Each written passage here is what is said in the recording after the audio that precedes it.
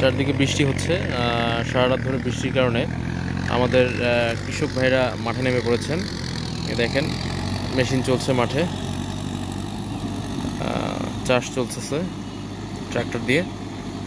তো খুব বৃষ্টির রিমঝিম করে রাতে ভালোই বৃষ্টি হয়েছে, দিনের বেলা একটু হালকা বৃষ্টি চলতেছে।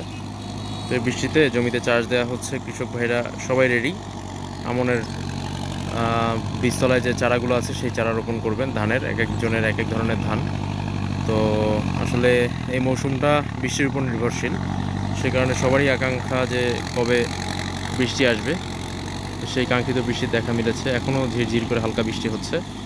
তো সারাদিনে জমি চাষ দিয়ে দু একদিনের ভিতরেই অলরেডি এক কৃষক কিন্তু ধানের চারা রোপণ করে ফেলছেন।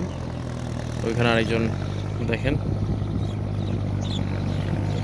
আজকে ধানের চারা লাগাচ্ছেন। তো দেখা গেল যে জমিগুলো পড়ে আছে, খুব শিগগিরই এগুলো ধান গাছ দিয়ে ভরে যাবে। আর এই যে চাষ হচ্ছে আর পিছন দিয়ে পাখিগুলো পোকামাকড় খাওয়ার জন্য ব্যস্ত হয়ে আছে। কয়েকদিন পরে এটা পানিতে টইটম্বুর হয়ে যাবে এই ফসলের মাঠগুলো।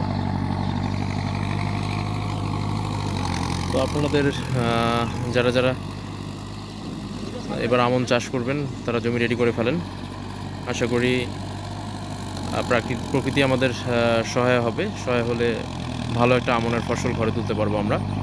তো আগামী ভিডিওতে আমরা আপনাদেরকে জানাবো যে আসলে কে কোন ধান লাগাচ্ছেন। এইটা যেমন ব্র্যাক সিড কোম্পানির, এটা ব্র্যাক ওয়ান ধান।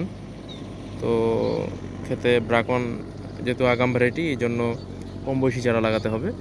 এই কৃষক ওই দেখেন বৃষ্টিতে ভিজে কৃষক কিন্তু ব্র্যাক ওয়ানের চারাটা আগাম লাগাই ফেলতেছেন। তো কে কোন জাতের ধান লাগাচ্ছেন সে বিষয়ে একটা পরবর্তীতে ভিডিও দিব। তো দর্শক, আজকের ভিডিও এখানেই শেষ করছি। আপনারা আশা করি আপনাদের ভালো একটা ফসল আমনে আপনারা তুলতে পারবেন, সেই কামনায় ভালো থাকবেন, সুস্থ থাকবেন। ধন্যবাদ সকলকে।